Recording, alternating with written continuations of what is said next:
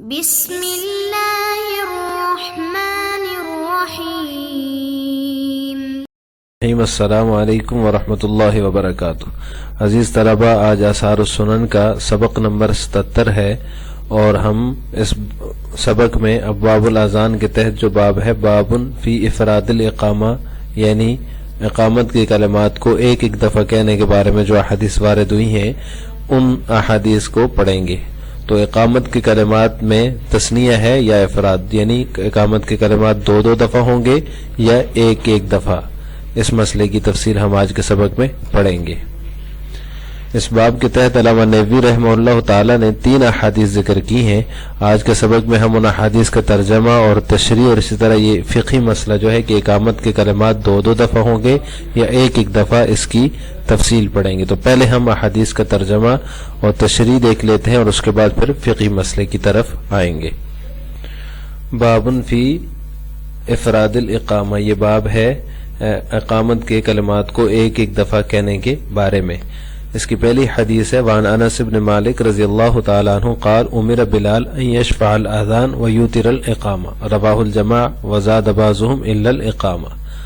انس بن مالک رضی اللہ تعالیٰ عنہ سے مروی فرماتے ہیں کہ بلال رضی اللہ تعالیٰ عنہ کو حکم دیا گیا کہ ان یشفع الاذان، وہ اذان کے کلمات دو دفعہ کہیں، ویوتر الاقامہ، اور اقامت کو ایک دفعہ کہیں۔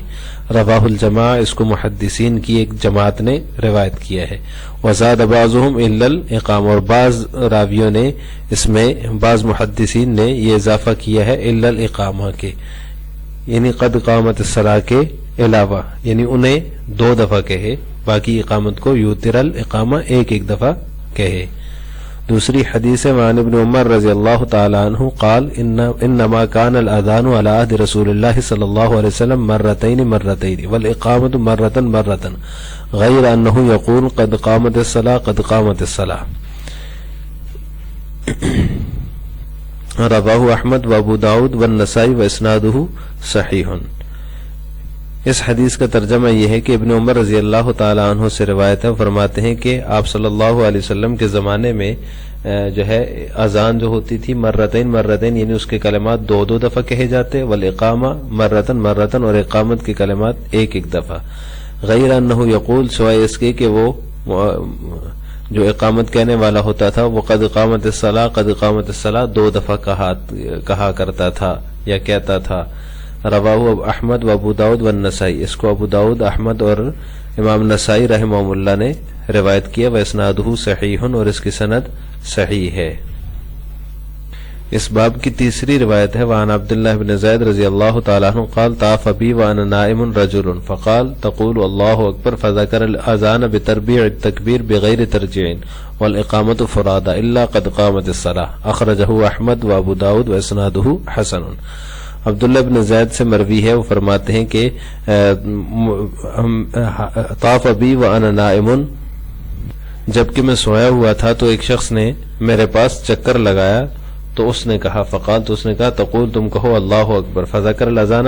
بتربیع التکبیر، تو اس اذان کا انہوں نے ذکر کیا ہے تکبیر کی تربیع کے ساتھ، یعنی اللہ اکبر 4 دفعہ کہا ہے، اللہ اکبر اللہ اکبر اللہ اکبر اللہ اکبر، بغیر ترجیع، لیکن اذان کے کلمات میں ترجیح نہیں تھی، یعنی پہلے آہستہ آواز سے شہادتین کو کہے اور پھر اونچی آواز سے۔ تو تربیع تکبیر تو تھا اس اذان میں، لیکن ترجیح کا انہوں نے ذکر نہیں کیا، ترجیح کے بغیر تربیع کے ساتھ انہوں نے اذان کا ذکر کیا۔ والاقامت فرادا، اور اقامت کے کلمات جو ہے وہ ایک دفعہ ذکر کیے، الا قد قامت الصلاۃ، سوائے قد قامت الصلاۃ کے، کہ اس کو 2 دفعہ ذکر کیا۔ اخرجہ احمد و ابو داود، اس کو امام احمد اور ابو داود نے تخریج کیا ہے، واسنادہ حسن، اور اس کی سند حسن درجے کی ہے۔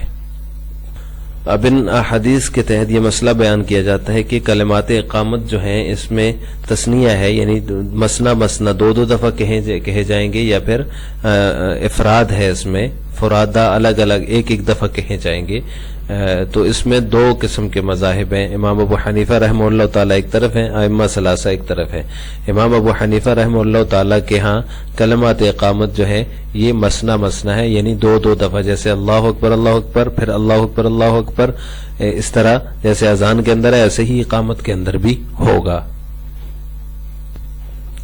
لیکن ائمہ ثلاثہ جس میں امام شافعی، امام احمد اور امام مالک ہیں، وہ کہتے ہیں کہ کلمات اقامت جو ہے اس میں افراد ہے، یہ دو دفعہ نہیں ہوں گے، بلکہ اللہ اکبر، اشہد ان لا الہ الا اللہ،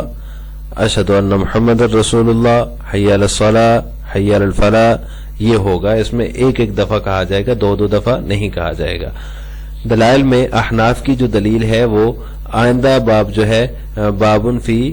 تسنیۃ الاقامہ، اس کے باب علامہ نبوی رحمہ اللہ نے قائم کیا ہے، اس کی جتنی روایات ہیں وہ احناف کی دلیل ہیں، اور ان میں تسنیہ کا ذکر ہے کہ کلمات اقامت جو ہے دو دفعہ کہے گئے۔ ائمہ ثلاثہ کی دلیل جو ہے وہ حدیث باب ہے، سب سے پہلی حدیث ہے جس کے اندر یہ ہے کہ ان یوتر الاقامہ، اذان کو جو ہے فَأُمِرَ بِلَالٍ أَن يَشْفَعَ الْآذَانَ وَيُوتِرَ الْإِقَامَہ، تو اس میں اقامت کو اکیلا ذکر کیا گیا، یعنی کلمات اقامت جو ہے وہ ایک دفعہ کہے گئے ہیں اس حدیث کے اندر۔ تو ائمہ ثلاثہ اس سے استدلال کر کے کہتے ہیں کہ کلمات اقامت کے اندر افراد ہے، تثنیہ نہیں ہے۔ اس حدیث کا جواب احناف کی طرف سے یہ دیا جاتا ہے کہ یہ ابتدا پر محمول ہے، کہ ابتداً ایسا تھا، پھر اس کے بعد جو ہے دوسری روایات میں جیسے کہ تثنیہ منقول ہے تو ان سے جو ہے وہ بعد میں تثنیہ کا حکم ہوا، یہ ابتداً افراد تھا، بعد میں تثنیہ کا حکم دیا گیا۔